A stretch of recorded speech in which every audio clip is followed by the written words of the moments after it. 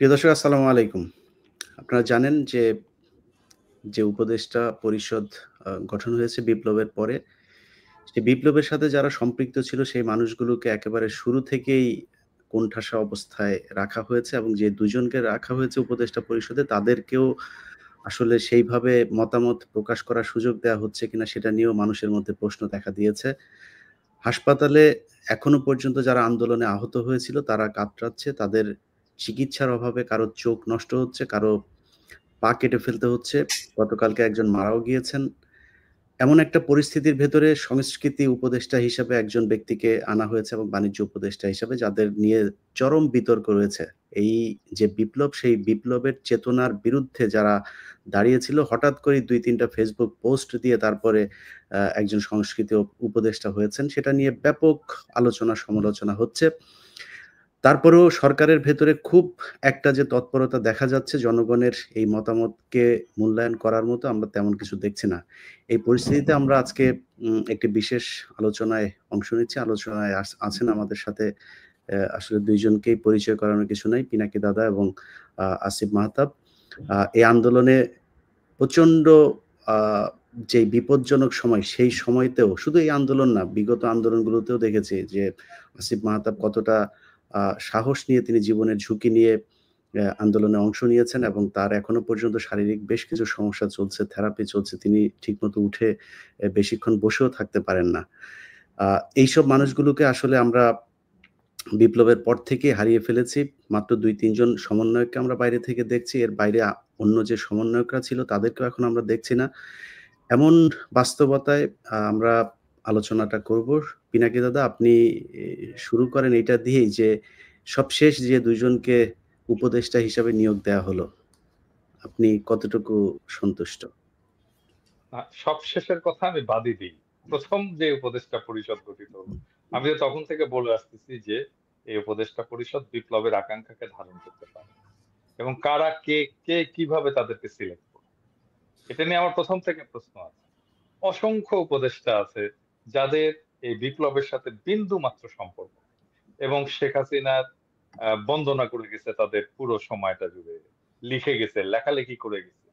এবং এই বিপ্লব ব্যর্থ হলে তারা আগে যা করতো সেই কাজই করতো এবং এমন না যে এরা খুব দক্ষ মানুষ। হ্যাঁ, এরা কেউই খুব দক্ষতা নাই। মানে আমি আমি আর নাম ধরে বলতে চাই না। এদের কোন ধরনের দক্ষতা নাই। এরা কোন কাজ জানে না। এরা আধুনিক দুনিয়া সম্পর্কে জানে না। কিভাবে দুনিয়া চলতেছে সেটা জানে না। ম্যানেজমেন্ট এর কোন স্কিল নাই। বয়স্ক, বৃদ্ধ, জরাজীর্ণ, প্রত্যেকের হাজারোটা অসুখ। এ তারা চলতে পারে না। আপনি দেখেন মা এই যে আব্দুল্লাহ মারা গেল ১০০ দিন রোগে ভুগে সিএমএইচ এ মারা গেল বাচ্চাটা। এ তো আমাদের সবচেয়ে আমি আমি বলব যে এই এ এসে শেষ শহীদ হলো আরকি আমাদের। তো এখন এই যে ছেলেটা মারা গেল, বাচ্চাটা মারা গেল, এই যে সরকার গঠিত হইছে, এই সরকারের উপদেষ্টাদের কি উচিত ছিল না একবার একটু যেয়ে মৃতদেহটা দেখে আসা, ডেড বডিটা দেখে আসা, জানাজায় অংশ নেওয়া? কেউ গেছে? এতগুলো উপদেষ্টা আছে, একজন গেছে? যাদের রক্তের বিনিময়ে, যাদের জীবনের বিনিময়ে তারা আজকে ক্ষমতায় বসছে, ক্ষমতা উপভোগ করতেছে, সেই একটা বাচ্চা মারা গেল ১০০ দিন ভুগে। একটা উপদেষ্টার সময় হলো না যে একটু জানাজা করে আসার জন্য? মানে এরা এরা এরা কোন নৈতিকতায় সরকারের চেয়ার গুলোতে বসে আছে? এই প্রশ্নটা তো করতে হবে। এবং এই জন্যই বসে নাই কারণ বিপ্লবে তো তাদের কিছু যায় আসে না। ওই বাচ্চার জীবন যাওয়া না যাওয়া দিয়ে তার কিচ্ছু যায় আসে না। সে তার বাচ্চাও না। ওরা তো আমাদের বাচ্চা। কিন্তু এই বাচ্চা তো এই উপদেষ্টাদের বাচ্চা না। বাচ্চা হলে নিশ্চয়ই যেত। নিজের ছেলের নিজের ছেলের জানাজায় যেত না। ওরা আমাদের ছেলে ওরা আমাদের ছেলে না, ওরা আমাদের সন্তান। এই এই এই আব্দুল্লাহর মৃতদেহ তো চারদিকে ৪ জন উপদেষ্টা বহন করে নিয়ে যাওয়া উচিত ছিল বীরের মতো করে।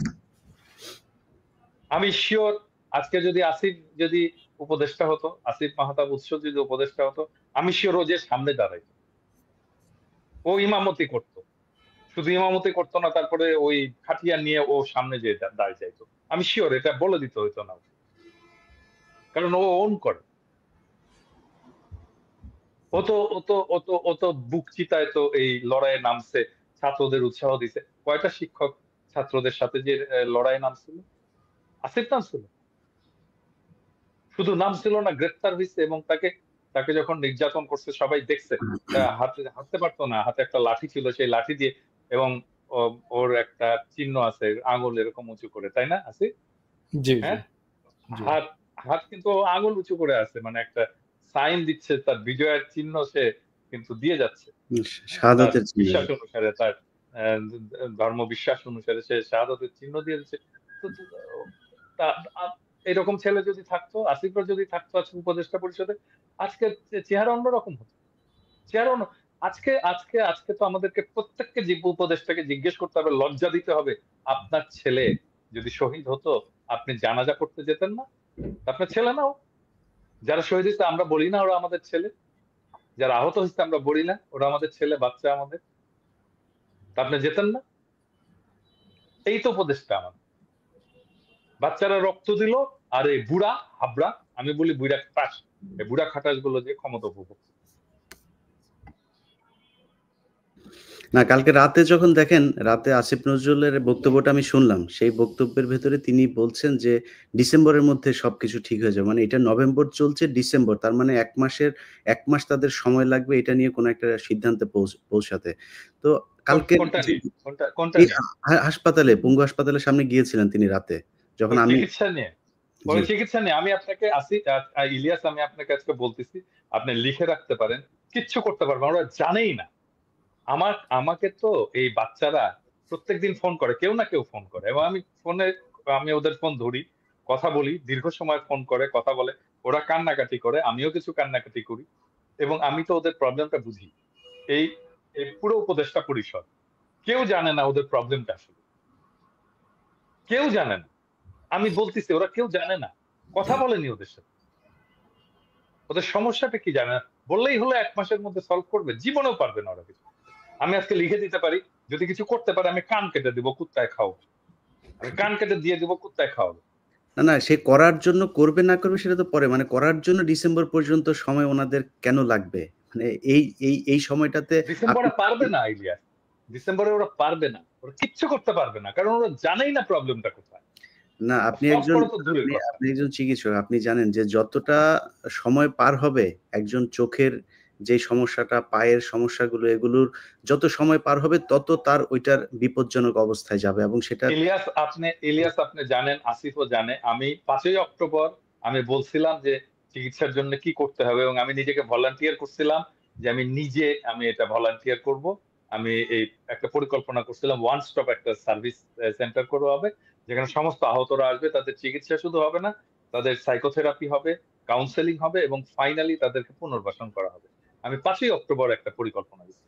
তারপরে ডিজি হেলথ, তারপরে এটা স্বাস্থ্য উপদেষ্টার নজরে পড়ছে, ডিজি হেলথকে বলছে যে আমার সাথে বসে এই পরিকল্পনাটা চূড়ান্ত করতে।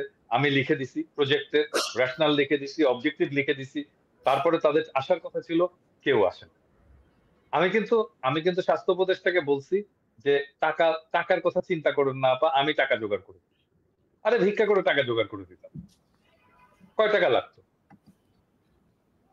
সেটা তো আমরাও বিভিন্ন সময় এই কথাগুলো বলছি যে যদি টাকা প্রয়োজনে আমি প্রবাসীরা দেওয়ার আমি জন্য তো রাজি। ইলিয়াস নিজে দায়িত্ব নিতে চাইছিলাম, আমি হুম, নিজে দায়িত্ব নিতে হুম, চাইছিলাম যে আমাকে দেন, আমি এদের চিকিৎসার ব্যবস্থাটা করে হুম, দিচ্ছি, হুম। আমি পরিকল্পনাটাও করে দিচ্ছি। একটা জিনিস 14 জনকে বলতে হয়, তারপরে কোনো কাজ হয় না। জি, আসিফ মাহতাব, আপনি আন্দোলনের একেবারে শুরু থেকেই ছিলেন। জি। যদিও আন্দোলন শেষ হবার পরে আর আপনাকে আমরা দেখছি না। আপনি সিনের বাইরে চলে গিয়েছেন বা আপনাকে বাইরে রাখা হয়েছে। তো এই যে আপনি সিনের বাইরে চলে আসলেন, বা যারা আজকে এখানে উপদেষ্টা মণ্ডলীতে আছে, পিনাকিদা যেটা বলছিলেন, আমি বিশ্বাস করেন, আমাকে এখন যদি জিজ্ঞেস করেন যে সব কয়জন উপদেষ্টার নাম বলতে, আমি চিনিও না। নামও জানি না, মনে হয় ৩-৪ জনের নাম বলতে পারবো। এর বাইরে সবাইকে চিনিও না আমি। এবং চেনার প্রয়োজনও মনে করি না, বা তারা চিনাইতেও চান না। যখন আপনার ইন্টারেকশন হবে, একটা কাজ নিয়ে আপনি কাজ করবেন, বিভিন্ন বিষয় নিয়ে, যেমন আওয়ামী লীগের একজন মন্ত্রী, সে স্বরাষ্ট্রমন্ত্রী ছিল, স্বরাষ্ট্র মন্ত্রণালয়ে সে বিভিন্ন কাজ করত। মানে ভালো খারাপ সেটা পরের কথা। সে করতো যে কারণে আমরা দেখতাম। মানে উনারা কোথাওই নাই। মানে উনারা করেন কি আসলে? মানে উনারা কি সারাদিন ঘুমান না কি করেন এটাও আমরা জানি না।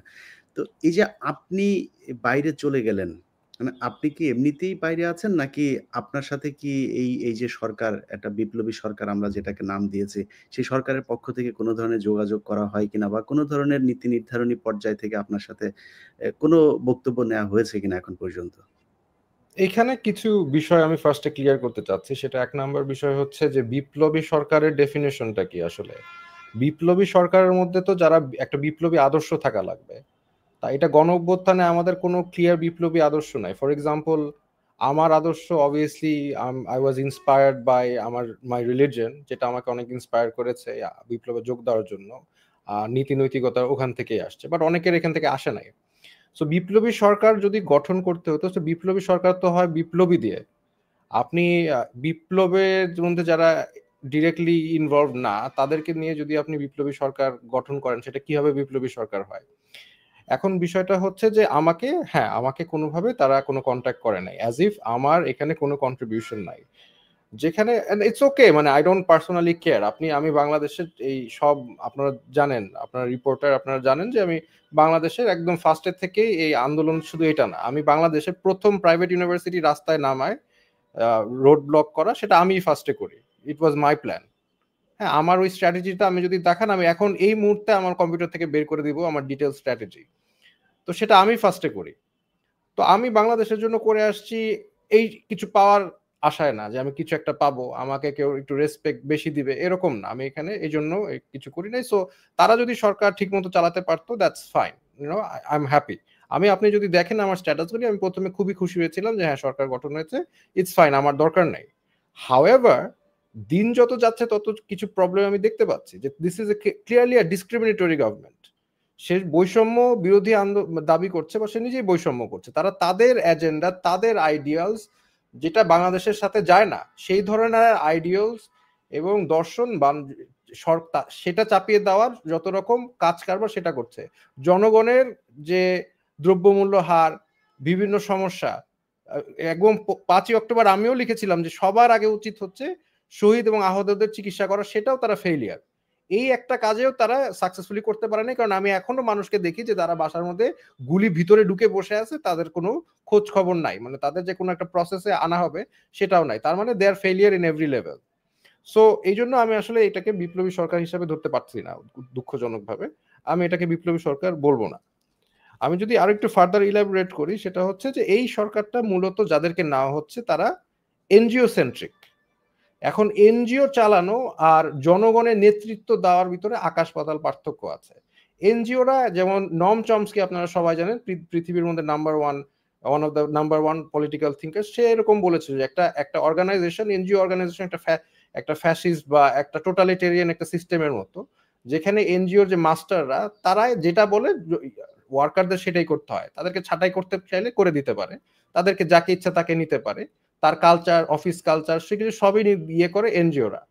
তো তারা যদি দেশটাকে এনজিও মনে করে যে আমার এই দেশের জনগণ, আমি যাকে খুশি তাকে নিব, আমি যা খুশি তাই করব, আমি আমার আদর্শ চাপাই দিব জনগণের উপর, দ্যাটস এ প্রবলেম। বিকজ জনগণের দ্বারা সরকার, সরকারের দ্বারা জনগণ না। এনজিও মানে ওয়ার্কার চালিয়ে অভ্যস্ত। এনজিও কারো মানে কিভাবে বোঝাবো, যে কারো আন্ডারে তারা তো থাকে না। কারণ এখন আমরা বলি সিভিল সার্ভেন্ট, তারা কিন্তু সিভিল সার্ভেন্ট, জনগণের দাস, মানে সার্ভেন্ট তারা। তো তারা এইভাবে ট্রিট করছে না, তারা আমাদের উপর বলে দিচ্ছে যে এই যে আমরা এই লোকটাকে নিলাম। ওয়েল, আপনি নিলেন কেন? আপনি কাকে জিজ্ঞেস করে নিলেন? কি প্রসেসে নিলেন? আপনি বললেন হয়ে গেল? হ্যাঁ, তার মানে কি আপনারা কি আমার মাস্টার নাকি? You work for me, I don't work for you. না, এখানে খালি এটাই না, আরো কিছু জিনিস দেখছি যে ধরেন প্রথম আলো এবং ডেইলি স্টার, আমরা যেইটা সবচাইতে বেশি গুরুত্ব সহকারে দেখছি যে যারা প্রথম আলোর হয়ে কাজ করত, ডেইলি স্টারের হয়ে কাজ করত, তারা এখানে আসছে। আপনি যদি এই আকিজ গ্রুপের কথাই বলেন, তারা শ্রেষ্ঠ আ সম্ভবত একটা অ্যাওয়ার্ড পেয়েছিল কয়দিন আগে ডেইলি স্টারে। Best business person of the year. হ্যাঁ, তারপরে ফারুকী হওয়ার পর থেকে সারা দেশের মানুষ যখন কিনা তার বিরুদ্ধে তাকে নিয়ে সমালোচনা করছে, হাস্যকর মনে করছেন। 8 পাস একজন ব্যক্তি আমাদের উপদেষ্টা, যিনি কিনা সার্বক্ষণিক গাঁজায় মত্ত থাকতেন। এই সবিরহাটের এইখানে, এরপরে রিহাব খেটেছেন যিনি, যার বিরুদ্ধে মানে বিকৃত যৌনাচারের অভিযোগ আছে।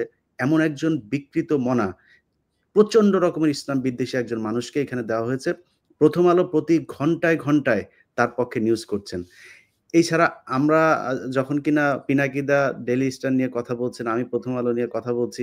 আমরা মানে এদের বিরুদ্ধে যখন এই যে একটা বিশাল ভারতের যেই হেজিমনি তাদের বিরুদ্ধে যখন কথা বলছি, তখন আমরা দেখছি যে আসিফ নজরুল, তারপরে রেজওয়ানা, এরপরে প্রধানমন্ত্রীর প্রেস সচিব যিনি আছেন শফিক, আমি উনাকে আসলে শফিকুল আলম উনি শফিকুল আলম শফিকুল আলম, উনি যে আসলে এই ১৫ বছর কোথায় ছিলেন আমি জানি না।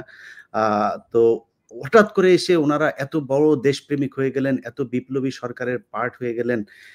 এখন এই প্রথম আলো আর ডেইলি স্টার থেকে আসলে দাদা আপনি তো বলছেনই বেশ কদিন ধরে, এখান থেকে মানে মানুষকে বের করব কিভাবে? বা মানুষকে সেটা মানে মানুষ তো বুঝতেই পারছেন যে তারা যে প্রথম আলো এবং ডেইলি স্টার যে সরকারকে কিভাবে প্রভাবিত করছেন। কিন্তু আমরা সরকারকে কিভাবে প্রভাবিত করব বা সরকার জনগণ দ্বারা কবে কিভাবে প্রভাবিত হবে? প্রফেসর ইউনূসের সরকারের কথা বলতেছেন? হ্যাঁ। প্রফেসর ইউনূসের সরকার প্রভাবিত হবে না। হ্যাঁ, প্রভাবিত হবে না, কারণ তারা যেটা মনে করে সেটাই তারা করবে। হ্যাঁ, এবং তারা বলেন আমাদের ভুল হলে ধরায় দেবেন, আমরা সংশোধন করব। একটা বলছেন, একটা জায়গায় দেখছেন ভুল সংশোধন করছে? একটা জায়গায় একটা দেখান তো যে ভুল ধরায় দেওয়া হয়েছে, সংশোধন করছে। সেদিন দেখলাম, পরশুদিন দেখলাম কোন একজন ভদ্রলোক লিখছেন যে আপনারা তো বলেন যে ভুল হইছে, ভুল ধরায় দিলে সংশোধন করবেন। ধরায় দিলাম ফারুকীর নিয়োগটা ভুল হয়েছে এবং সংশোধন করে। হ্যাঁ, তারা কখনো কোনো ভুল তারা সংশোধন করে কখনো, এবং তারা যেটা মনে করছে সেটাকেই প্রতিষ্ঠা করার চেষ্টা করে গেছে গায়ের জোরে। হাসিনা যেভাবে করতো ওরা সেভাবে করে, একই জিনিস। মানে হাসিনারও ভোট লাগতো না, এটাও তো ভোটের সরকার না, তো এরাও মনে করতেছে যে আমরা আরেকটা হাসিনা হয়ে গেছি, ক্ষমতায় গেছি আমরা আরেকটা হাসিনা। রাইট। কোনোদিন আমরা যতগুলো প্রশ্ন তুলছি, উত্থাপন করছি, কোনোটার জবাব পাইছে? কেউ পাইছে? একজনকে দেখান যে ঠিক আছে আমাকে কথা বাদই দেন, আমরা না হয় 2 পয়সার ইউটিউবার। অন্য তো অনেকে অনেক প্রশ্ন তুলছে, তাই না? অনেক সিনিয়র লোক, অনেক রেসপেক্টেড লোকেরা অনেক প্রশ্ন তুলছে। ফরহাদ মাজার প্রশ্ন তুলছে, সলিমুল্লাহ খান প্রশ্ন তুলছেন, তাই না? ওনারা তো রেসপেক্টেড মানুষ, একাডেমিশিয়ান। তাদের কোনো জবাব দেওয়া হয়েছে? হয়নি। কখনোই এরা আমাদের কোনো কথা শুনবে না, কখনোই শুনবে না, আনলেস আপনি এদেরকে বাধ্য করতে পারেন। মানে ধরেন এই ফারুকি যদি পচা ডিম খায় এখন বাইরে গেলে, তাহলে ওর মাথার টনক নড়বে, প্রফেসর ইউনূসের টনক নড়বে, আরে আমাদের উপদেষ্টাগুলো তো পচা ডিম খাইতেছে, হ্যাঁ, পচা টমেটো খাইতেছে, তখন ওদের টনক নড়বে যে না, লজ্জা তো ধরেন, একটা লজ্জা তো দাদা ধরেন ওই যে আমাদের গ্রামের একটা কথা আছে না যে একজনকে বিচারে জুতা দিয়ে পিটাইছে, পেটানোর পরে বলছে যে আমার জুতা দিয়ে পিটাইছে, মান সম্মান আছে, যদি আরেকজনের জুতা দিয়ে পিটাইতো তাইলে কি অবস্থা হতো? আপনি ফারুকিরে যে ডিম পচা যে মারবেন, মানে ওকে আসলে ও সোশ্যাল মিডিয়ায় দেখে না কি হচ্ছে ওরে নিয়া, মানে এরপরেও লজ্জা হয় না? ওরে ডিম জুতা টুতা খাইলেও লজ্জা হবে কিনা সেটা আসলে হবে না তো, হবে না। আচ্ছা আচ্ছা, আজকে একটা একটু ইন্টারাপ্ট করি। আজকে খুব একটা ইন্টারেস্টিং জিনিস দেখলাম আমি, কিন্তু ওনার ফেসবুকে যে ফেসবুকে উনি আজকে স্ট্যাটাস দিল যে ওনার ব্যাপারে যেগুলো পোস্ট দেওয়া হচ্ছে তার অনেকগুলোই মিথ্যা। এখন ওনার প্রোফাইল থেকে আমি নিজে যেই প্রোফাইলে উনি এই পোস্টটা দিয়েছে সেই প্রোফাইলে আমি নিজে উনি যে এলজি এগুলো সাপোর্ট করে, সমকামিতা সমর্থন করে, এগুলি যে পোস্ট সেটা আমি নিজে স্ক্রিনশট নিয়েছি। আজকে যে দেখি নাই, তার মানে উনি ডিলিট করেছেন। উনি যদি এই সব যদি মিথ্যাচার হয় তাহলে উনি ডিলিট করলো কেন ওনার পোস্ট? ওটা তো আমি নিজে করেছি কাজটা। সো ডিলিট করে তো লাভ নেই, এগুলো তো এখন সবার হাতে হাতে চলে গিয়েছে, সে ডিলিট করলেই হবে? সে তো সে বোয়াগ, এবং তার যে সিনেমা নাটকগুলো আছে সেগুলো সে ডিলিট করবে কিভাবে? আমি আজকে কথা বলছিলাম বুঝছেন একজনের সাথে, তার একটা নাটক আছে, নাটকের নাম হচ্ছে, আমি নামটা ভুলে গেছি, এই যে দেশাত্মবোধক গানের একটা কথা আছে ওই গানের নামে, সেটাতে জামাত ইসলামের আপনার গোলাম আজম টাজম এদেরকে নিয়ে কটাক্ষ করে করা আছে। তিনি করছিলেন, বাইরে ছিলেন, বাইরে থেকে সেটে গিয়েছেন, সেটে যাওয়ার পরে একটা শুটিং হয়েছে, ওইখানে শুটিংটা ছিল হচ্ছে মিছিল করবে, জামাত ইসলামের একটা মিটিং হবে, গোলাম আজমের সামনে গোলাম আজম, যে গোলাম আজমের চরিত্রে অভিনয় করছে তাকে সামনে রেখে পেছনে একটা হবে। তো সেই মিছিলটা উনি আবার যেহেতু ডিরেক্টর সেটে এসে তারপরে ওই মনিটরে দেখছেন ফুটেজগুলো কি হলো। সেই ফুটেজ দেখার পরে ইচ্ছামতো গালাগালি এবং ওর সেটে নাকি প্রচন্ড রকমের গালাগাল করা হয়। এটাও প্রমোট করে। মানে খামোখা একজনকে ধরেন আমরা বলি না, "এই ভাই এদিকে আয়।" উনি নাকি ওইখানে একটা খারাপ ভাষায় গালি দিয়ে তাকে ডাক দেয়। এটা ওর নরমাল একটা জিনিস। সেখানে সে গালাগালি শুরু করছে যে, "এই শুটিং আবার করতে হবে। মিছিলটা আবার করাইতে হবে।" কেন? বলছে, "মিছিলে সবার মাথায় টুপি দেয়া লাগবে। টুপি নাই কেন?" বুঝছেন? মানে এই টুপি আর দাড়ি ওর বিভিন্ন সিনেমাগুলোতে যে এই যে এটা করা হয়েছে এবং আ নিজেরও তো দাড়ি আছে। নিজেরও মাথায় টুপি আছে। হ্যাঁ, নিজেও তো দাড়ি আছে। হ্যাঁ। স্বর্ণ টুপি। হ্যাঁ? যাই হোক। তো এগুলো করে সে এগুলো তো আর সরাইতে পারবে না। তার Facebook পোস্ট সরায় তো লাভ নাই। না, হুম, উনি কালচারের উপদেষ্টা। এটা কিন্তু একটা সিরিয়াস ইস্যু। কারণ উনি কালচার মানে ডিভাইস করবেন। আমাদের কি কালচার দ্বারা দেশ শাসিত হবে বা দেশের কালচারটা কি হবে সেটা উনি নির্ধারণ করবেন। উনি পলিসি মেক করবেন, উনি ওখানে পুশ করবেন। তো এখন উনি কি আমাদের দেশের কালচারের রিপ্রেজেন্ট করে? আর যদি করে থাকে তাহলে গভর্নমেন্ট আমাকে এটা দেখাক যে কিভাবে তাকে নিয়োগ করা হলো বা হুম। কিভাবে উনি আমাদের কালচার রিপ্রেজেন্ট করে। মানে এটার অ্যানসারটা আছে কি? বিএনপির একটা অংশ তাকে সাপোর্ট করতেছে। হ্যাঁ? এবং যুক্তি কি? যুক্তি হচ্ছে যে সে এই হাসিনার শাসনের যে ন্যারেটিভ, হ্যাঁ? সেটা তৈরি করবে যেটা দেখে হাসিনার শাসনের বিরুদ্ধে ঘৃণা উৎপাদন হবে। আরে বেটা, এই শেখ মুজিবের শাসন, হাসিনার শাসনের বিরুদ্ধে ন্যারেটিভ কারা তৈরি করছে এতদিন ধরে? কারা তৈরি করছে? ফারুকী তৈরি করছে। ও করতে পারবে? ন্যারেটিভ কিভাবে তৈরি করতে হবে জানে? ও জিন্দেগিতে করতে পারবে একটা পলিটিক্যাল ন্যারেটিভ তৈরি? উনি উনি আমাদেরকেই করতে হবে এই ন্যারেটিভ তৈরি। উনি করুক, উনি ওনার জায়গা থেকে করুক, কিন্তু উপদেষ্টা কালচারাল উপদেষ্টা উনি কালচার নির্ধারণ করবে সেটা তো না। আমাদের কালচার তো শুধু অ্যান্টি শেখ হাসিনা না, আমাদের কালচার তো আরো মানে বড় একটা বিষয়, তাই না? Just anti Sheikh Hasina narrative উনি ওনার জায়গা থেকে করুক না, উনি নাটক সিনেমা বানাচ্ছে ওখানে ওগুলো ওইটাও করুক। পারবে না। ওইটাও পারবে না। অ্যান্টি শেখ হাসিনা ন্যারেটিভ, ফ্যাসিবাদের বিরুদ্ধে ন্যারেটিভ ও তৈরি করতে পারবে না। ব্যাটা এটা তো একটা স্কিল লাগে। স্পেসিফিক স্কিল লাগে। ওটা লিখুক তো। একটা উপন্যাস লিখুক তো। না, ওর বেশিরভাগ নাটকগুলোই নাকি আপনার ওই আরেকজনের নাটকই করে নেয় এবং এটা নিয়ে তার সাথে বেশ কয়েকজন তার জুনিয়র পরিচালক যারা আছে তাদের সাথে সে বিট্রে করেছে, যে কারণে মিডিয়াতে সবাই এই বিষয়গুলো জানে এবং একটা ইয়ে হচ্ছে পিক পকেট, তার একটা ইয়ে আছে। আরেকটা হলো শনিবারের বিকেল। এই শনিবারের বিকেলে সে হচ্ছে ওই যে হোলি আর্টিজান নিয়ে আপনার হলি করেছে। আর্টিজান নিয়ে হ্যাঁ, এটা ওটা কি কিন্তু আমি দেখিনি। বাংলাদেশে কিন্তু এটা আপনার মুক্তি পায় নাই। অথচ সেটা ইন্ডিয়াতে মুক্তি পেয়েছে। বুঝছেন? মানে এটার পুরো প্রযোজনা, টাকা-পয়সা, ফান্ডিং যা সব সে ভারত থেকে পেয়েছে। সো আমরা সরাসরি এমন একজন মানুষকে আমাদের সংস্কৃতির দায়িত্ব দিয়েছি, যিনি কিনা ভারতের হয়ে কাজ করেন, 'প্রথম আলো', 'ডেইলি স্টারের' এজেন্ডা বাস্তবায়ন করেন। ইন্ডিয়ান হুম। নায়ক নায়িকা ছাড়া তার সিনেমা তো হয় না। এ এ এ হ্যাঁ? এবং তার তাই হওয়ার না? পরে দাদা আপনি লক্ষ্য একটা করছেন? নায়িকা লাগবে, একটা নায়ক লাগবে। হ্যাঁ, তো আমি জানি না এটা হইতে পারে যে বুঝছো? ওই যে আমি তো বলছিলাম আসিফ নজরুল আপনারে আমি ধরবো না যদি এরপরে উপদেষ্টা একজন ইন্ডিয়ান নায়িকা নিয়ে আসেন। তাইলে তো এই ইন্ডিয়ান নায়িকা যাদের সাথে কাজ করে তারে নিয়ে আসে। এটাও হইতে পারে যে বলতে পারে আপনি তো বলছিলেন আপাতত ফারুকীকে আনছি যে ইন্ডিয়ান নায়িকা নিয়ে কাজ করে। আপনার এরপরে কথা সরাসরি রাখছি। নায়িকা নিয়ে আসবো আরকি। তাহলে উপদেষ্টা তো হিসেবে। আপনার প্রতি ব্লেমটা তো মনে হয় আপনার প্রতি পড়ে তাহলে। না, আপনার কথা তো রাখছে, তাইলে একটা জায়গায় রাখছে দেখা যায়। হুম, এবং বুঝতে পারে আরকি। অ্যা এবং আপনি দেখেন যে 'প্রথম আলো' তাকে যেইভাবে করতেছে, এই একটা জায়গা, আরেকটা হচ্ছে চঞ্চল চৌধুরী যে কিনা পলাতক, যারে খুঁজতেছে বাংলাদেশের মানুষ ভারতের এই দালালি করার জন্য। সেই চঞ্চল চৌধুরী কিন্তু তাকে নিয়ে ১ম আপনার অভিনন্দন জানায় করছে। ফেসবুকে মুন্নি আপনার, সাহা, হ্যাঁ, চঞ্চল চৌধুরী, মুন্নি মনীষা, সাহা। না, এই সবগুলো জিনিসগুলো দেখেন। যেগুলো লুকাইছিল হুম, সবগুলো এখন একে একে বের হবে। সবগুলো এই ফারুকই বের করবে সব কটাকে। এবং আমার হ্যাঁ? ধারণা যে রাষ্ট্রীয় প্রোটেকশন এ তাদেরকে বের করবে। নাসিরুদ্দিন ইউসুফ এরাও বের হয়ে আসলে আমি অবাক হব না। চলেও আসতে পারে। না, বের হবে। রামেন্দ্র মজুমদার বের হবে। হ্যাঁ? আসিফ ভাই, আপনি তো মানে আসলে আমরা তো বাইরে ছিলাম। আমাদের জীবনের উপর দিয়ে ঝুঁকির সুযোগটা খুব একটু কম থাকলেও আমরাও যেকোনো সময় যে পরিস্থিতি দেশে এখন আসলে দেশের বাইরে যারা এখনো আছে, এখনো পর্যন্ত তাদেরকেই ম্যানেজ করতে পারছে না। এছাড়া আপনি দেখেন ফারুকীরে নিয়ে কিন্তু বাংলাদেশের কোনো গণমাধ্যমে কোনো সমালোচনা নাই। সবাই মোটামুটি পক্ষেই নিউজ করছে। তো আমাদের হুম। উপরে আমার মনে হয় ঝুঁকি যেটা সেটা ওই ছোটখাটো ঝুঁকি আসবে না। জেল জরিমানা না, যেকোনো দিন নাই হয়ে যাইতে পারি। তো আপনি দেশে থেকে একদম জীবনের ঝুঁকি নিয়ে আপনারা আন্দোলন করেছেন। এখনো আসলে এমন কিছু শুরু হইলে সেটা আপনাদের থেকেই শুরু হইতে পারে। সামনে করণীয়টা কি? করণীয়টা কি?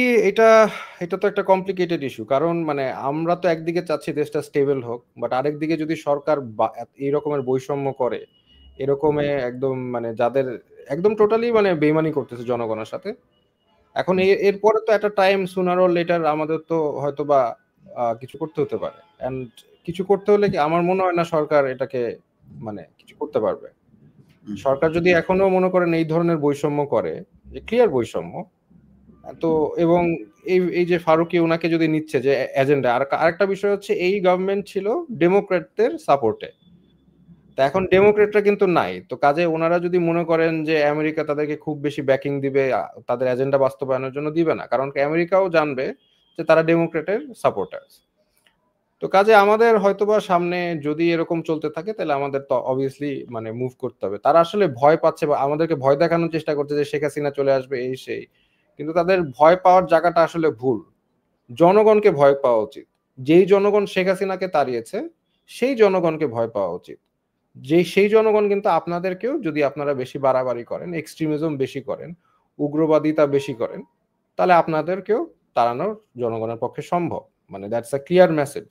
We are not afraid of you, you have to understand that. আপনি কি আমাদেরকে গায়ে গুলি করবেন? ইজন্ট ইট নট ক্লিয়ার যে আমরা গুলি ভয় পাই না? এটা তো ক্লিয়ার হওয়ার কথা এতদিনে। সেই ক্ষেত্রে আপনি আজকে আজকে ইলিয়াস, সরি ইন্টারাপ্ট করছেন, জি, না, আজকে বলেন, আসিফ নজরুল এটাই একটা আলোচনা। কথা বলছে, উগ্রবাদকে কোনোভাবেই বরদাস্ত করা হবে না, এরকম একটা কিছু বলছে না? জঙ্গিবাদ, আসিফ জঙ্গিবাদ। পড়ছে জঙ্গিবাদ, জঙ্গিবাদকে বরদাস্ত করা হবে না। আচ্ছা, মানে জঙ্গিবাদ এই ইস্যুটা তো ওয়ার অন টেররের একটা ভোকাবুলারি ছিল, ওটা থেকে তো আমেরিকা সরে আসছে। তারা কিন্তু এখন আর এই পলিসি পার্সু করে না, এই পলিসি এখন একমাত্র পার্সু করে ইন্ডিয়া। হঠাৎ করে জঙ্গিবাদের কথা কেন বললো আসিফ নজরুল? কে তাকে দিয়ে বলালো? এটা বিশাল এটা ইস্যু বিশাল হয়ে একটা উঠলো। সিগনিফিকেন্ট ঘটনা দাদা। আপনি ফেসবুকে পোস্ট করছেন, আমিও সেটা পরে পোস্ট করছি আপনার হ্যাঁ, এজেন্ট পক্ষ নিয়ে। মানে এটা হ্যাঁ, বিশাল সিগনিফিকেন্ট যে হঠাৎ করে জঙ্গিবাদ আসিফ নজরুলের কোথায় চাপ দিল জঙ্গিবাদেরা? মানে এটা কোত্থেকে পাইলো সে? এটা বিরাট একটা ব্যাপার। যেই যেই জঙ্গিবাদের তকমা নিয়ে আসিফ মাহতাবরা এতদিন মানে সামনে দাঁড়াইতে পারে নাই। কিছু বললেই জঙ্গিবাদের নিয়া হইতো। আপনার মানে ওই কি বলে ট্রান্সজেন্ডারের বিরুদ্ধে কথা বললেও আসিফ মাহতাবদেরকে আপনার জঙ্গিবাদ বলা হইতো। আমরা যদি মাঝে মধ্যে ২-১ রাকাত নামাজ পড়ি সেটার জন্য জঙ্গিবাদ বলা হয়। দাড়ি রাখলে সমস্যা, ইফতার করলে সমস্যা, টুপি মাথায় দিলে সমস্যা। যাই হোক, এই সমস্যাগুলো নিয়েই আমরা এতদিন ছিলাম। এখন আসিফ নজরুল কি সেটা বাংলাদেশের মানুষ আমার মনে হয় চিনবে, এবং আসিফ নজরুলকে চেনার জন্য খুব বেশি পেছনে যাওয়ার দরকার নেই। তিনি সেই আ দাদা, এই জিনিসগুলো আপনি জানেন যে সেই যে কি বলে জাহানারা ইমামের সময় উনার ভূমিকা কি ছিল। এরপরে উনি ১ম ব্যক্তি যিনি কিনা ওয়াজের বিরুদ্ধে কথা বলেছিলেন। সাঈদীকে নিয়ে তিনি আ লিখেছিলেন, আ আপনার সম্ভবত রোব বিচিত্রা, হ্যাঁ, বিচিত্রা, বিচিত্রা সেই শাহরিয়ার কবিরের সম্পাদনায় তিনি লিখেছিলেন যে, "এক ধর্ম ব্যবসায়ীর উত্থান।" এই শিরোনাম দিয়ে তিনি লিখেছিলেন। তো আসিফ নজরুল মাঝখানে রয়ের যেই কাজগুলো তারা করে প্ল্যান বি হিসাবে একটা পক্ষকে দাঁড় করায়, আস্তে, আস্তে তাদেরকে মনে হয় যেন তারা বোধহয় আসলে আমাদের মতোই ডানপন্থী লোক। পরবর্তীতে সুযোগ মতো তারা কাজে লাগায়। আমার ধারণা সেই কাজেই লাগাচ্ছে। দাদা এখন আমাদের আজকে আ- আমি আরেকটা জিনিস বলি, এই আন্দোলনের সময় আমি এই বিএনপির লোকেরা এবং ইয়েরা, তারা সবাই সারাক্ষণ আমাকে বলতো, দাদা আপনি একটু মাদ্রাসার ছাত্রদেরকে বলেন, মাদ্রাসার ছাত্রদেরকে বলেন, ওদেরকে একটু নামতে বলেন, ওই জায়গা থেকে একটু নামতে বলেন, হাটহাজারী থেকে একটু নামতে বলেন, যাত্রাবাড়ি থেকে একটু নামতে বলেন। এবং এই যে যাত্রাবাড়িতে ঢাকাতে যে সবচেয়ে হিরোইক ফাইটটা হইছে, এটা তো যাত্রাবাড়ি, হুম, হুম। তাই না? ওই অঞ্চলটা কারা করছে? মাদ্রাসার ছাত্ররা করছে। ওই ফাইটটা মাদ্রাসার ছাত্ররা করছে, মূলত মাদ্রাসার ছাত্র। এবং যখন রক্ত দেওয়ার দরকার পড়বে, যখন প্রতিরোধের দরকার পড়বে, যখন বীরত্বের সাথে ফাইট করার দরকার পড়বে, তখন মাদ্রাসার ছাত্র বলতে বলতে একেবারে মুখে ফেনা তুলে ফেলবে। আর হুম, হুম। যখন মাদ্রাসা ছাত্ররা এই কাজটা করে ফেলবে, তখন ওরে বাবা, বাংলাদেশ মৌলবাদী দেশ হয়ে গেল, বাংলাদেশ ইসলামপন্থী দেশ হয়ে গেল। হুম, এই মাদ্রাসার ছাত্র সব দখল করে নিল, এই মাদ্রাসার লোকেরা এসে পেশাব করলো ঢাকা ইউনিভার্সিটিতে, এসে ঢাকা ইউনিভার্সিটির পরিবেশ নষ্ট করে ফেললো, এই করলো সেই করলো, এই জমায়েত করলো। মানে চিন্তা করছেন এদের মানসিকতা? চিন্তা করছেন? আপনার মাঝখানে একটা পোস্টের কথা মনে আছে দাদা? ওই যে প্রথম আলো আমি খেয়াল করিনি, এটা আপনার পোস্ট দেখে তারপরে খেয়াল করলাম। তারা ওইটাকে স্পন্সর করছে, আপনার বুস্ট করছে যে জাহাঙ্গীরনগর বিশ্ববিদ্যালয়ে ছাত্র শিবিরের বিরুদ্ধে বামপন্থীদের 2.5 জন লোক 10-12 জন, হ্যাঁ, 10-12 জন, 10-12 জন। হ্যাঁ, মিছিল হ্যাঁ, করছে। সেইটা প্রথম আলো আবার স্পন্সর করছে। এটা বুস্ট করে তারপরে মানুষকে জানাচ্ছে বামপন্থীদের সেই মিছিলের কথা। তো ছাত্র শিবির তো কিভাবে চলে সেটা তো ছাত্র শিবির সেই তাদের দক্ষতা দেখিয়ে দিয়েছে। ছাত্র শিবির ওই যে বাম দলের যে মিছিল ছিল, ওই মিছিলের মধ্যে যে 12 জনের মধ্যে 6 জন শিবির করে না, এটা কে জানে? সো কে এইসব জানে? এসব বলে তো লাভ নাই আসলে। না, এইখানে আমার মনে হয় যে এই কারেন্ট এই মানে এনজিওগ্রাম গভর্নমেন্ট, তো এনারা হচ্ছে হয়তোবা একটা ট্রাই করবে যে ইন্টারন্যাশনালি আমাদের সবাইকে ইনক্লুডিং আমাকেও একটা ইয়ে হিসাবে, এক্সট্রিমিস্ট হিসাবে, যেখানে মনে করেন আমার সব ধরনের মানুষের সাথে আমার খুব ভালো সম্পর্ক, নাস্তিক থেকে শুরু করে আপনি মানে বৈদিক ধর্ম বলেন, খ্রিস্টান বলেন, সব ধর্মের মানুষের সাথে আমার অত্যন্ত, বুদ্ধিস্ট বলেন, ফ্রেন্ড আমার ভর্তি, সব ধর্মের মানুষের সাথে আমার ভালো সম্পর্ক। সেখানে তারা হয়তো বা they are going to try and sell যে আমি হচ্ছে এক্সট্রিমিস্ট, আমি মৌলবাদী, যেগুলো তারা ন্যারেটিভ, ওয়ারান্টের ন্যারেটিভ তারা বলে, তারা এটা চেষ্টা করবে, আমাকে ডিফেম করার চেষ্টা করবে, আমার এটাই মনে হচ্ছে। মানে মানে আমাকে ধরেন, আমি যখন মানে জেলে আমাকে পাঠায়, তখন মনে করেন যে হিন্দু ছেলেরা, খ্রিস্টান ছেলেরা মানে কিভাবে আমাকে রেসপেক্ট সম্মান করলো ওখানে, সেটা আপনি যদি দেখতেনই যে তাহলে বুঝতেন।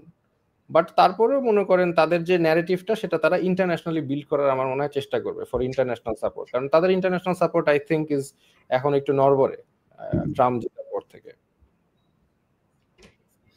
জি, দাদা আমাদের এখন আসলে আ করণীয় কি? আসলে কি করা উচিত? কারণ বাংলাদেশের মানুষ তো এখনো পর্যন্ত আ আমরা মানে আমি জানি না যে মিডিয়া গণমাধ্যমে এখন পর্যন্ত এই যে এত নাকি হাজার, হাজার বিলিয়ন ডলার নাকি বিদ্যুৎ খাত থেকে গিয়েছে।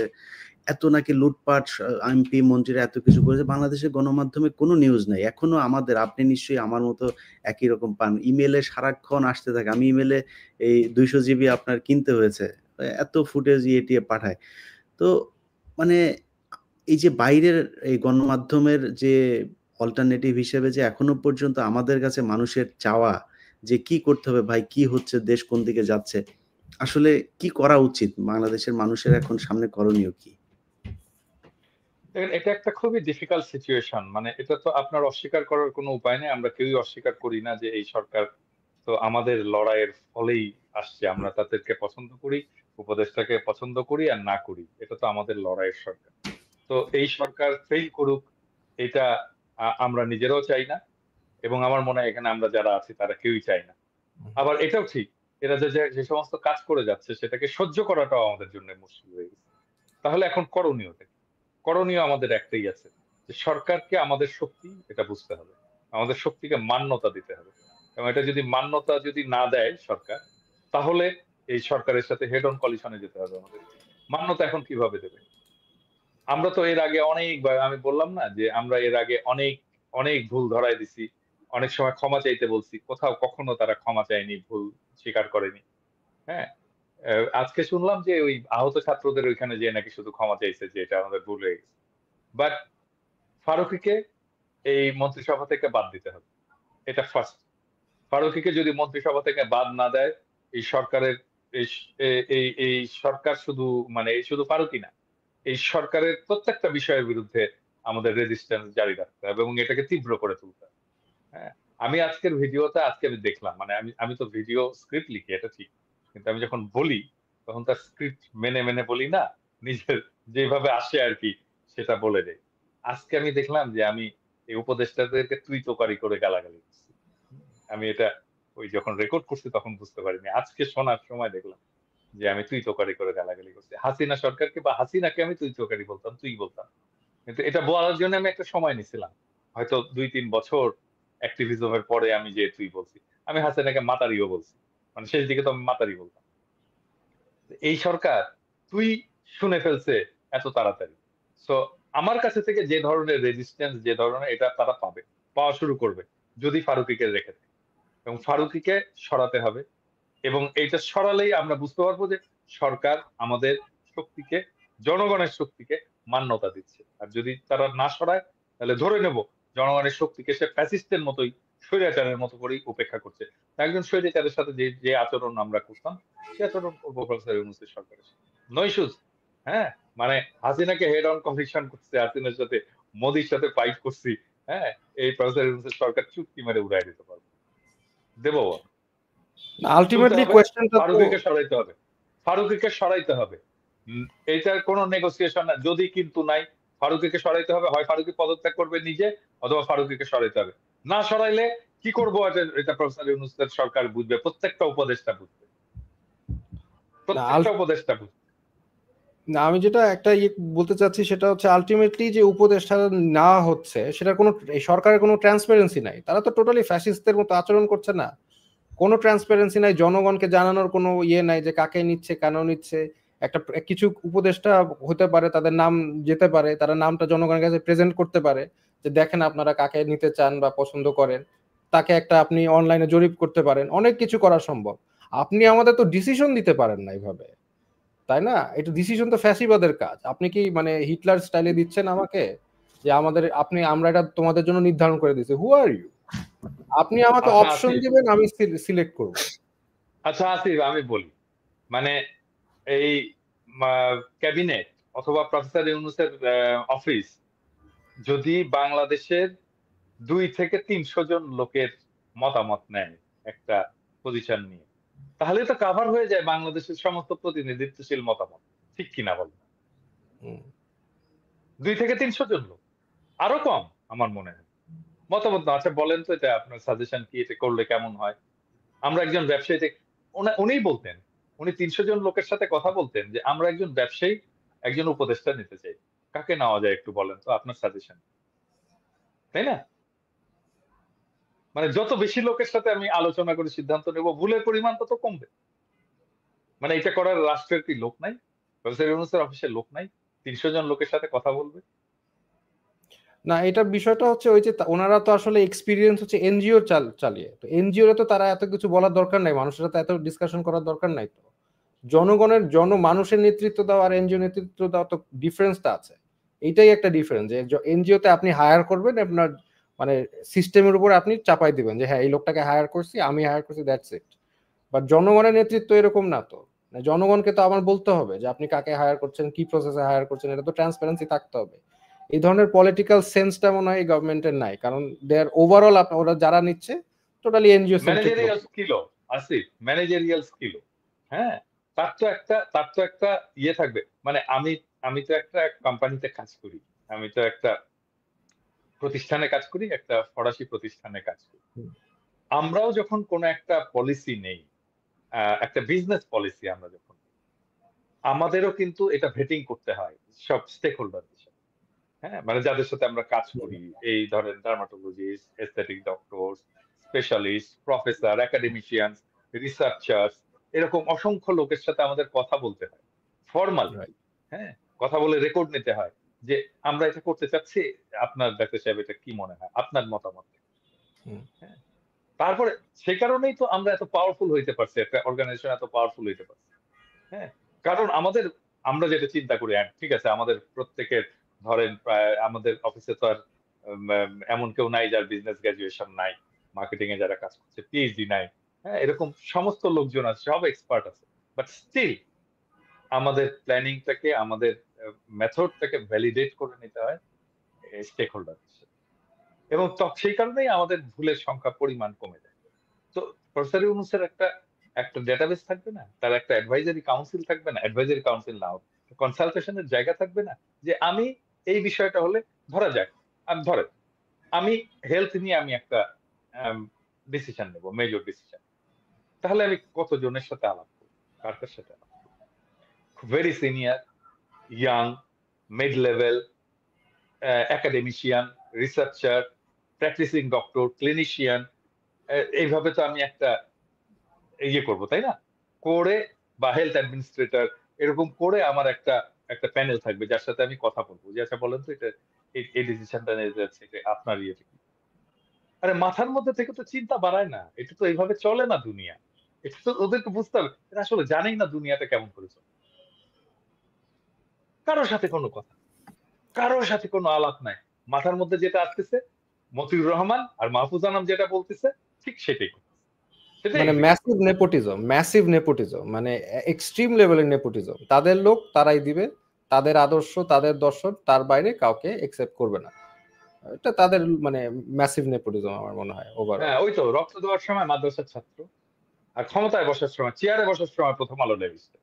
হ্যাঁ, এটাই আচ্ছা, হচ্ছে বাংলাদেশের সুশীলদের, এটাই হচ্ছে বাংলাদেশের সুশীল এলিটদের স্ট্র্যাটেজি। বাট এই এলিটরা জন্য গেল আমরা কিভাবে? বুঝতে পারি না। এলিটরা ওখানে গেল কিভাবে? সেটাই তো একটা কোয়েশ্চেন না? এত এলিট যাবে কিভাবে? কোন প্রসেসে গেল? আমরা কি ওদের জন্য, ওদেরকে বসানোর জন্য? আমাদের এখানে স্টেক হোল্ডার নাই? আমাদের বলার অধিকার নাই কে কে বসবে কে বসবে না? আন্দোলন কি ওরা একাই করছে? ওইটা তো আসিফ প্রথম দিনই হয়ে গেছে। আর্মি চিফ ডাকছে সবাইকে, আর ড্যাং ড্যাং করতে করতে চলে গেল। আরে তুমি বিপ্লব করছো, আর্মি চিফ ডাকার কে? তুমি আর্মি চিফকে বলবো আমাদের এখানে আসেন, ইউনিভার্সিটিতে আসেন, ঢাকা ইউনিভার্সিটিতে আসেন, হোটেল শেরাটনে আসেন, দরকার নয়তো ঢাকা ক্লাবে আসেন, এখানে আলাপ করি। আর্মি চিফ ক্যান্টনমেন্টে রাখতেছে, বাস পাঠাই দিছে, বাসে ড্যাং ড্যাং করতে করতে মির্জা ফখরুল যাচ্ছে, জামাতের আমির যাচ্ছে, জোনায়েদ সাকি যাচ্ছে, আসিফ নজরুল যাচ্ছে, তারপরে ইভেন আমাদের মামুনুল হক যাচ্ছে, সবাই ড্যাং ড্যাং করতে করতে চলে গেল। কেন? মানে এইটুকু পলিটিক্যাল সেন্স নাই আমি ওখানে যাব না? আরে ভাই শোনেন, আমি আমার সাথে অনেকে দেখা করতে আসে, হ্যাঁ, তো আমি তখন এটা বলে দিই, এটা ট্রিক্স আর কি, এটা বলে দিই। তো আমার সাথে দেখা করতে আসে, বলে আসেন কফি খাবো আপনার সাথে। আমি বললাম না, আমার বাসায় আসেন। হ্যাঁ, তো আমার সাথে যদি দেখা করতে আসেন, আমি যদি ওইখানে ফ্যাক্টর হই, তাহলে আমার বাসায় আসতে হবে। হ্যাঁ, তো তাহলে বিপ্লব যদি আমি করে থাকি, তাহলে আমার কাছে আপনাকে আসতে হবে, আমি আপনার ওইখানে যাব না। আচ্ছা, প্রথমেই তো আমি আমি হাত স্বীকার করে নিলাম। আমি তো প্রথমেই আপনার সুপিরিয়রিটি, আপনার আপনার হায়ার পজিশন আমি স্বীকার করে নিলাম, সেই জন্য আমি তো গেলাম আপনার ওইখানে। যখন ইয়ে হলো, ওই যে 7ই নভেম্বরের বিপ্লব হলো, তাহের যে যখন ইয়ে করলো, জিয়াউর রহমানকে বের করে আনলো, জিয়াউর রহমানকে তাহেরের সে কাছে যান। ইয়েতে নিয়ে আসতে চাচ্ছিল, হুম। যে শহীদ মিনারে নিয়ে আসতে চাচ্ছিল। হ্যাঁ।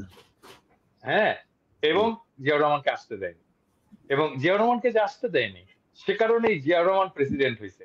জিয়াউর রহমান যদি শহীদ মিনারে আসতেন, তাহলে তাহের প্রেসিডেন্ট হতো। হুম।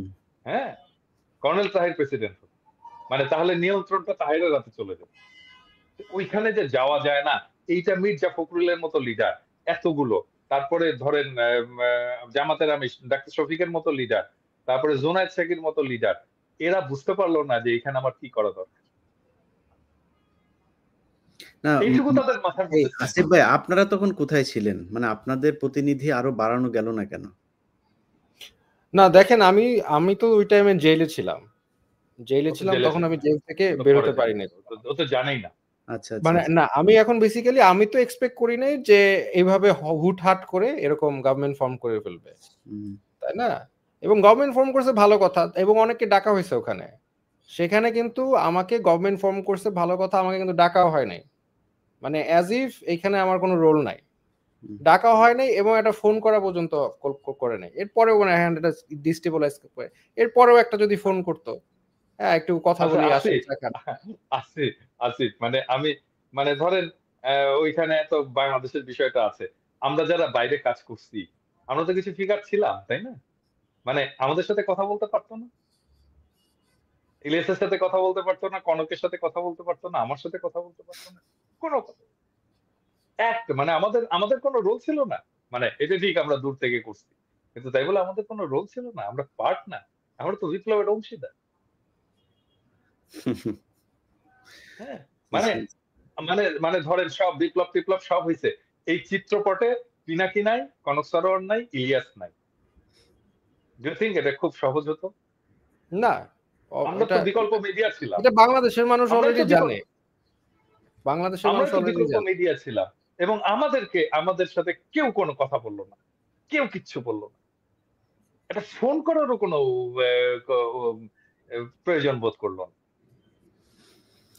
যাই হোক, প্রিয় প্রধান উপদেষ্টা, আপনি নিশ্চয়ই এই আলোচনা যদি আপনার প্রেস সচিব অবশ্যই এটা শোনাবে না, প্রেস সচিব মতিউর রহমান আর মাহফুজ আনাম কি বলেন সেটা নিয়ে হয়তো আলোচনা করবে আপনার সাথে। বাট কেউ যদি পারেন ওনাকে জানায়েন যে বাংলাদেশের মানুষ কি চায় সেটা একটু বোঝা। আমরা বাইরে যারা ছিলাম, ভিতরে যারা আন্দোলন করেছে তারা আসলে জীবনের ঝুঁকি নিয়েই সেদিন গণভবনের যে ভাঙচুর হয়েছে সেটা নিয়েও অনেকে অনেক সমালোচনা করেছেন। সংসদ ভবনে কি হয়েছে সেটা নিয়েও অনেকে সমালোচনা করেছেন। সংসদ ভবনে আসলে কেউ ওই সিটে ২ মিনিটের জন্য বসতে যায় নাই। শেখ হাসিনা গরুর মাংস আর মুরগির মাংস রান্না করে গেছে, ওইটার জন্য কেউ যায় নাই। তারা গুলি খাওয়ার জন্য গিয়েছিল ঐদিন। ওইদিন পরিস্থিতি অন্যরকমও হতে পারত। সেটা হয় নাই। আল্লাহ বাঁচিয়েছেন এই দেশের মানুষকে। তো সেই মানুষগুলোর মূল্যায়ন করা দরকার নাই। আপনারা দেশ চালান। কিন্তু কিছু কাজ করা খুবই জরুরি। সেটা হচ্ছে যেমন আমাদের আলোচনায় আজকে ওই বিষয়গুলো আনে নাই। আমি এগুলো একটু শেষ করি। সেটা হচ্ছে আ বিডিআর হত্যাকাণ্ডে যে অফিসারদেরকে মারা হয়েছে সেটার বিচার খুব দ্রুত করতে হবে। তারপরে এই আহত নিহত তাদের পরিবারগুলোকে দেখতে হবে। প্রবাসীরা ওই ভিআইপি লাউঞ্জ করে তারপরে তাদের পানি খাইতে হবে আর ৳১৫ দিয়ে কফি খাবে এটার জন্য প্রবাসীদের আসবেও না, যাবে না। তাদের সৌদি আরবে যাইতে ৳৫,০০,০০০ লাগে, সেটা কেমনে ৳১,০০,০০০ লাগে? সিন্ডিকেট ভাঙতে হবে, পাসপোর্ট সহজলভ্য করতে হবে, তাদের ঋণের ব্যবস্থা করতে হবে, তাদের পরিবারগুলো কোনো বিপদে পড়লে থানায় আলাদা একটা ডেস্ক করতে হবে, যে ডেস্ক থেকে থানার পুলিশ শুধুমাত্র প্রবাসীদের পরিবারকে নিরাপত্তা দিবে এটার জন্য। এরকম অনেকগুলো কাজ করা যায়। এই ইয়ে এটা দাদা আপনার আরেকটা বলে নিই, জি। মানে প্রবাসীরা মারা গেলে তাদের মৃতদেহ নিকট চায় বাংলাদেশে ফেরত নিতে হবে। হুম। এবং হ্যাঁ, নিতে হবে এবং তাদের ওই পরিবারগুলোকে আমি আমি মনে করি যে একটা বড় অঙ্কের একটা মানে প্রণোদনা দেওয়া উচিত। একটা মানুষ মারা যাওয়ার পর ওই পরিবারটা আসলে সারা জীবনের জন্য পঙ্গু হয়ে যায়। এখনো পর্যন্ত আ আন্দোলনে যারা আহত নিহত হয়েছে তাদের বাইরেও তো বাংলাদেশের চিকিৎসা খাত খুবই খারাপ একটা অবস্থায় ছিল। সেই চিকিৎসা খাতের আসলে কোনো এই একটা সরকার এসছে কোনো নতুন কোনো কিছুই আমরা এখনো দেখি নাই। তো এইসব জায়গাগুলো নিয়ে আমার মনে হয় মানুষের আস্তে, আস্তে ক্ষোভ বাড়ছে। সেই ক্ষোভটা যে শুধু পিনাকি ভট্টাচার্য কিংবা ইলিয়াস হোসেন, কনক সারোয়াররা করবে বা বাইরে যারাই কথা বলছেন আরো অনেকেই আছেন এই সরকারের বিরুদ্ধে কথা বলেছেন। সো আমরা কি বলবো এখনো সেটার দিকে না তাকিয়ে আমার মনে হয় আসিফ নজরুলের যে ঘটনাটা ঘটেছে সুইজারল্যান্ডে সেটার দিকে একটু নজর দেওয়া উচিত। এই ধরনের ঘটনা কিন্তু সাধারণ মানুষের সামনে গেলেও আমার ধারণা এখন পচা ডিম আর জুতা-টুতা খাইতে পারে। এই উপদেষ্টা পরিষদে যারা আছে তাদের বোঝা উচিত তারা যদি উপদেষ্টা পরিষদটা ভেঙে যায়, সেটা যদি সেনাবাহিনীও আসে, তারা মেম্বার নির্বাচন করে জিততে পারবে কিনা সেটার খুবই সন্দেহ আছে। অতএব তাদের সুদীর্ঘ একটা পথ চলতে হবে এবং আমি মনে করি সেই পরিকল্পনা করেই তারা আগাবে। যেই কয়দিন পরিষদ এই কি বলে উপদেষ্টা পরিষদে আছে সেই দিনের চিন্তা না করে এরপরে কি করবে মানুষ, এরপরে তাদেরকে কিভাবে নিবে সেই বিষয়গুলো চিন্তা করা উচিত। পিনাকি দা আপনাকে ধন্যবাদ। আসিফ মাহতাব আপনাকেও ধন্যবাদ। আমি সবশেষ একটা কথা বলেই নেই। সেটা হচ্ছে যে এ আ পিনাকি ভট্টাচার্য উনি কিছুদিন আগে একটা আ দিয়েছিলেন। স্বাস্থ্য মন্ত্রণালয়ের ব্যাপারে একটা উনার আ খসড়া একটা প্রস্তাবনা দিয়েছিলেন। আমি মনে করি যে উনাকে এ মানে আমি দাদার সামনে এটা বলা ঠিক হচ্ছে কিনা জানি না। যে উনাকে যেহেতু উনার স্বাস্থ্য খাত নিয়ে কাজ করার অভিজ্ঞতা আছে, উনাকে সেইখানে একটা দায়িত্ব দেওয়া যায় কিনা? এমনকি উনি ফ্রান্সে বসেও আমার মনে হয় একটা দায়িত্ব পালন করতে পারেন উনি যদি দেশে নাও যেতে চান বা তারা যদি নাও চান। ফ্রান্সে বসেও উনার কাছ থেকে সেই পরামর্শগুলো অন্তত নেয়া যায়। শিক্ষা খাতে আমি মনে করি যে আ আসিফ মাহতাব তিনার আ আ যে আইডিওলজি তিনি যেই চিন্তাভাবনা করেন বাংলাদেশের ৮০ ভাগ মানুষ সেই চিন্তা করেন আমার মনে হয়। সো আসিফ মাহতাবকেও কোনোভাবে শিক্ষা কিংবা পররাষ্ট্র এইসব মন্ত্রণালয়গুলোর সাথে যুক্ত করা যায় কিনা? ডক্টর কনক সারোয়ার আছেন, তাদেরকেও কোনোভাবে যুক্ত করা যায় কিনা? আ এই জিনিসগুলো আমার মনে হয় সরকারের ভেবে দেখা উচিত। আবার অনেকে মনে করতে পারেন আমার কথা বলছি কিনা ইনডিরেক্টলি আমার আসলে বাংলাদেশে যাওয়ার আগামী ৫ বছরের ভেতরে কোনো পরিকল্পনা নেই। কোনোভাবেই সম্ভব না। আমি যাব না আরকি। এটা আমার নিজের সিদ্ধান্ত। আ যারা উপদেষ্টা পরিষদে আছেন তাদের কাছে সবশেষ পিনাকিদা যে দাবিটা করেছেন যে ফারুকীকে খুব দ্রুত সরাইতে হবে। তাইলে আমরা মনে করব অন্তত এই অথবা ছোট্ট ফারুকীকে পদত্যাগ করতে হবে। হ্যাঁ, এই ছোট্ট একটা জায়গায় অন্তত আপনারা আমাদের কথা শুনছেন। যদি না শুনেন পিনাকিদা যেটা বলেছেন, আমরাও কিন্তু অল্টারনেটিভ একটা মিডিয়া হিসাবে গত ৫ বছর ধরে কাজ করছি। সো আমরা যদি নাকি সবাই মিলে বিদ্রোহ করি সেটা আপনাদের জন্য খুব বেশি একটা সুখকর হবে না। আমরা অবশ্যই বাংলাদেশের মানুষের সাথে আছি যারা আন্দোলন করেছে তারা যদি নতুন কোনো আন্দোলন শুরু করে সেটার সাথেও আমরা থাকবো। আমরা এই সরকারের বিরুদ্ধে যেতে চাই না। অনেক নির্যাতন, অনেক অ্যা আ ঝুঁকি নিয়ে তারপরে কাজ করেছে। আর এই দাদা যেটা বলল যে ১ মাস ৩ মাসের মধ্যে আমরা তাদেরকে এই ভাষায় কথা বলবো এটা কখনো চিন্তা করিনি। সেভাবে বলতেও চাই না। সো আমার বিশ্বাস আপনারা আমাদের এই বক্তব্য আজকে যে আলোচনা হলো সেটা বুঝবেন। দাদা কিছু বলবেন? না, আমি মনে করি যে আমাদের কারিকুলাম যে সংস্কার যে কমিটি হয়েছে বাচ্চাদের পাঠ্য বইয়ের, এখানে আসিফকে দ্রুত অন্তর্ভুক্ত করা উচিত। কারণ আসিফ এটা নিয়ে কাজ করছে এবং আসিফ ওখানে কন্ট্রিবিউট করতে পারবে, ভেরি পজিটিভলি কন্ট্রিবিউট করতে পারবে, এবং আসিফের এক্সপার্টাইজ এখানে কাজে লাগানো উচিত। এবং ওই কারিকুলাম ইয়েতে আম, যাদেরকে নেওয়া হয়েছে তাদের, ইভেন আমিও তো কারিকুলাম নিয়ে কাজ করছি, তাই না? আমার কাছে ওইখানে এখানে কিন্তু আমার কাছ থেকেও সাজেশন নিতে পারতো, মানে কারিকুলাম নিয়ে যে মেথডিক্যাল কাজ, যে ক্রিটিসিজম করা, বই ধরে ধরে, চ্যাপ্টার ধরে ধরে, লাইন ধরে ধরে, সেটা তো আমি কিছুটা করছি না। আমি কমপ্লিট করতে পারিনি, কারণ তার মধ্যেই তো হাসিনার বিরুদ্ধে লড়াইটা শুরু হয়েছে। আসিফ ওই কাজটা, যদি আসিফ ওইখানে থাকে তাহলে কাজটা ভালোভাবে ওখানে করবে। দাদা ইদানিং একটা জিনিস দেখছেন, আপনার চোখে পড়ছে যে প্রথম আলো ডেইলি স্টারে অধ্যাপক আবু সাইদ ইদানিং কিন্তু খুব পাখা মেলা শুরু করেছেন। তিনার বিশ্ব সাহিত্য কেন্দ্রের, হ্যাঁ, হ্যাঁ, হ্যাঁ। বিশ্ব সাহিত্য কেন্দ্রের, হ্যাঁ, হ্যাঁ।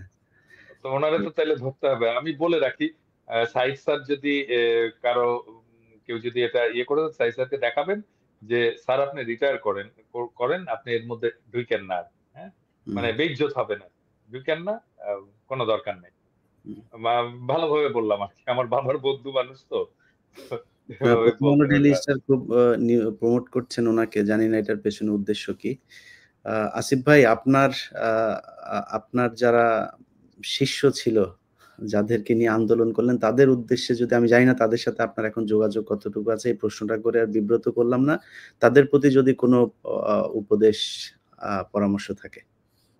না, তাদের সাথে সবার সাথেই যোগাযোগ আছে এবং আমি সবসময় বিভিন্ন সময়ে মানে বাংলাদেশের প্রত্যেকটা স্টুডেন্টের থেকেই বিভিন্ন প্রান্ত থেকে তারা আমার সাথে যোগাযোগ করার চেষ্টা করেন, অনেকে করেছেন এবং করছেন। আহ, তাদের কাছে উপদেশ হচ্ছে বা সাজেশন হচ্ছে যে আমরা বৈষম্য যদি অ্যাটলিস্ট প্রাইভেট ইউনিভার্সিটি স্টুডেন্টদের সাথে যদি যখন বৈষম্য হচ্ছে, এটা আসলে আমরা ইনিশিয়ালি অনেক ছাড় দিয়েছি, বিকজ আলটিমেটলি স্টুডেন্ট ইজ স্টুডেন্টের থাকার কথা ইউনিভার্সিটিতে পড়াশোনা করতে, বাট আপনাদের সাথে যদি বৈষম্য এই লেভেলের করা হয়, সেই ক্ষেত্রে আমার মনে হয় আপনাদের আবার সোচ্চার হওয়া উচিত যে বৈষম্য যাতে না করা হয়। এইভাবে আপনাদের ভয়েস রেজ করা উচিত আসলে, কারণ মানে আমরা যথেষ্ট পরিমাণ টাইম দিয়েছি, আমরা যথেষ্ট পরিমাণ মানে পেশেন্স দেখিয়েছি। আই থিঙ্ক মানে ওই ফারুকি উনি একটা রেড লাইন, ওই রেড লাইনটা ক্রস করেছে। কাজে এখন থেকে আমরা মানে টোটালি এই গভর্নমেন্টের কে সাপোর্ট আমরা দিতে পারতেছি না, যদি এই ফারুকি থাকে আমরা সাপোর্ট দিতে পারতেছি না। দাদা একটা গুরুত্বপূর্ণ আলোচনা আমি বাদ গেছে আমাদের, সেটা হচ্ছে যে এই যে শেখ মুজিবের ছবি রাখা নিয়ে, এটা আপনি কিভাবে দেখছেন? আমি তো এটা নিয়ে ইলিয়াস, আমি এটা নিয়ে প্রথম থেকে তো বলে আসতেছি, তাই না? এবং একজন একজন করে ধরাই দিচ্ছিলাম যে কে কে রাখতেছে। হ্যাঁ, কেউ কিছু কিছু নামানো হয়েছে, কিন্তু দেখেন আহ, এই ফারুকির মাথার পিছনেও আছে, তারপরে বাণিজ্য উপদেষ্টার মাথার পিছনেও আছে, হুম। এবং তাদের কোনো এটা নিয়ে কোনো ব্যাদ নাই, এর কোনো হেডেক। আমরা বলে যাচ্ছি, আমরা বকা উল্লাহ বকে যাচ্ছি, ওনারা শোনা উল্লাহ শুনে যাচ্ছে না। হ্যাঁ, মানে আমি যদি দেশে থাকতাম তাহলে আমি সরাসরি সচিবালয়ে ঢুকে নিজের হাতে সবগুলো রুম থেকে বাইর করে ফেলে দিতাম। তো এরকম কেউ নাই কেন বাংলাদেশে? বাংলাদেশে এই কাজটা কেন করতে পারে না? ছাত্রদেরকে আমি বলি, ছাত্রদেরকে আহ্বান জানাই, হাসনাত সার্জিস এদেরকে বলি যে তোমরা ঢুকে এই কাজটা করে ফেলো, সচিবালয় ক্লিন করো, সচিবালয়ে যেন কোনো শেখ মুজিবের ছবি না থাকে, হাসিনার ছবি যেন না থাকে। এটা না, তাকে ছাত্রদেরকেই তো করতে হবে। বিতর্কের ঊর্ধ্বে একজন ব্যক্তি হিসাবে দাঁড় করানোর, একটা চরিত্র হিসাবে দাঁড় করানোর চেষ্টা করে তারা, যে শেখ মুজিবকে নিয়ে বিতর্ক নাই, শেখ মুজিব আপনি যে বই লিখেছেন, কে কে করে, কে করে, এটাই তো কে? বিএনপি থেকেও তো বলা হচ্ছে যে উনি হচ্ছে বিতর্কের ঊর্ধ্বে। আপনার দেখেন না, মির্জা ফখরুল ইসলাম আলমগীরের বুকে চিন চিন করছে, হায় বলে ওই যে 5 তারিখে করার মানে পরে। আমি এই ব্যাপারে একটু কড়া কথাই বলছি, গতকালকে বাংলা ভিশনে একটা সাক্ষাৎকার নিছিল। আমি আমি আবারও বলতে চাই আর কি, শেখ মুজিব, আওয়ামী লীগ, এদেরকে যারা পুনর্বাসন করতে চাইবে, যারা চাইবে, তারাও ধ্বংস হয়ে যাবে। হ্যাঁ, আর আর কি বলবো? জি, করতে করুক, চেষ্টা করুক, তারাই ধ্বংস হয়ে যাবে।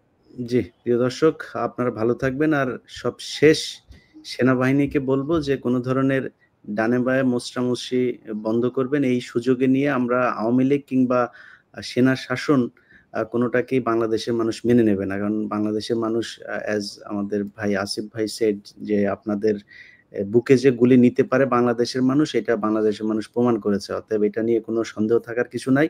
সেনাবাহিনীকে বলবো